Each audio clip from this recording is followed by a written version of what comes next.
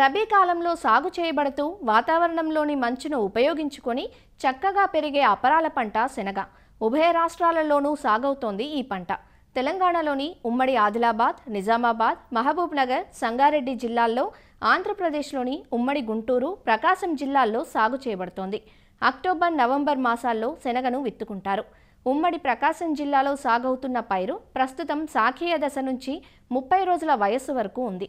శనగలో సమగ్ర సస్యరక్షణ పద్ధతులను ఆచరించినట్లయితే నాణ్యమైన అధిక దిగుబడులు పొందవచ్చు. ఆ వివరాలను తెలియజేస్తున్నారు ప్రకాశం జిల్లా కందుకూరు కృషి విజ్ఞాన కేంద్రం సీనియర్ శాస్త్రవేత్త మరియు అధిపతి డాక్టర్ ప్రసాద్ బాబు. ప్రస్తుతం మనకి శనగ పంట ఈ శాఖీయ దశ నుంచి ఒక 30 రోజుల దశలో ఉంది. ఈ పంటలో పురుగులు తెగులు సమస్య అనేది ప్రారంభమవుతుంది. సో వీటి నివారణకు మనకి సమగ్ర సస్యరక్షణ చర్యలు అనేది చేపట్టాలి. ముందుగా తెగులు విషయం చూసినట్లయితే మనకి ఎండు తెగులు అనేది నేల ద్వారా ఉండేటువంటి ఈ శిలీంధ్రం ద్వారా వ్యాపిస్తుంది. ఇది సోకినటువంటి మొక్కలు పాక్షికంగా కానీ పూర్తిగా కానీ వడలిపోయి చనిపోవడం జరుగుతూ ఉంటుంది. దీనివల్ల మా పొలంలో బాగా గ్యాపులు అనేది ఏర్పడడం జరుగుతుంది. దీని నివారణకు మనకి పంట మార్పిడి అనేది 3 సంవత్సరాలకు ఒకసారి జొన్న, సజ్జ, కొర్ర పంటలతో పంట మార్పిడి చేసుకోవాలి. అలాగే వేసవిలో లోద్దుక్కులు చేసుకోవాలి. విత్తన శుద్ధి అనేది తప్పకుండా చేసుకోవాలి. దీని కొరకు 1 కిలో విత్తనానికి 1.5 గ్రాములు వీటావాక్స్ పవర్ అనేది కలుపుకోవాలి. తర్వాత 10 గ్రాములు ట్రైకోడర్మా విరిడి అనేటువంటి జీవశిలీంద్రనాశిని కలుపుకొని మనం విత్తుకున్నట్లయితే ఎండు తెగులు అనేది రాకుండా ఉంటుంది.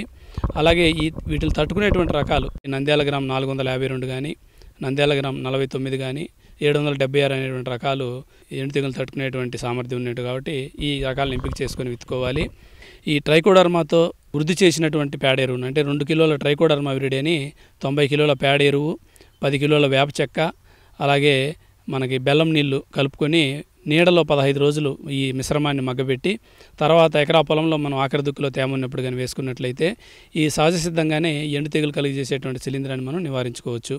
ఈ వేరుకులు తెగులు బెట్ట పరిస్థితుల్లో మనకి ఎక్కువగా రావడం జరుగుతుంది. ఈ వేరుకులు తెగులు ఆశించినటువంటి మొక్కలు వేర్లు చిట్లిపోయి వేరు అనేది నల్లగా మారిపోవడం జరుగుతుంది. మొక్కలు పీకినప్పుడు వేరు వ్యవస్థ లోపలే ఉండి మొక్క మాత్రమే బయటకు వస్తుంది. ఇది కూడా ఒక రకమైనటువంటి శిలీంధ్రం వల్ల వచ్చేటువంటి తెగులు.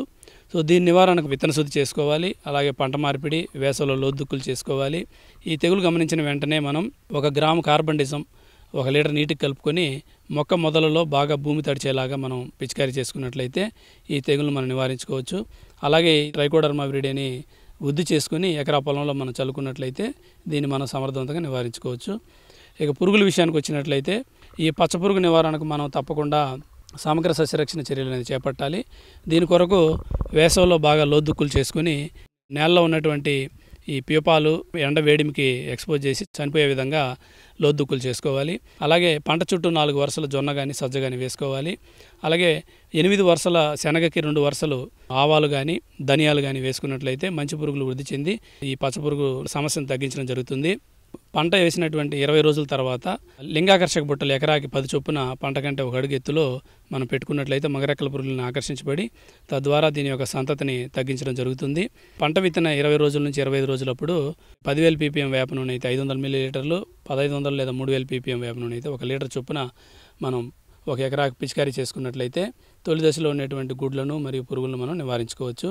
ఇంకా రసాయన మందులు చూసినట్లయితే కొరాజిన్ అనేటువంటి మందును 60 మిల్లీలీటర్లు లేదా ఇండాక్సాకార్బ్ అనేటువంటి మందును 200 మిల్లీలీటర్లు లేదా స్పైనోసాడ్ అనేటువంటి మందును 40 మిల్లీలీటర్లు, ఫ్లూబెండమ్ అనేటువంటి మందును 40 మిల్లీలీటర్లు మందులు మార్చి పూత దశ నుంచి కాయ దశ వరకు 10-15 రోజుల వ్యవధిలో మనం పిచికారీ చేసుకున్నట్లయితే ఈ పచ్చ పురుగును మనం సమర్థవంతంగా నివారించుకోవచ్చు.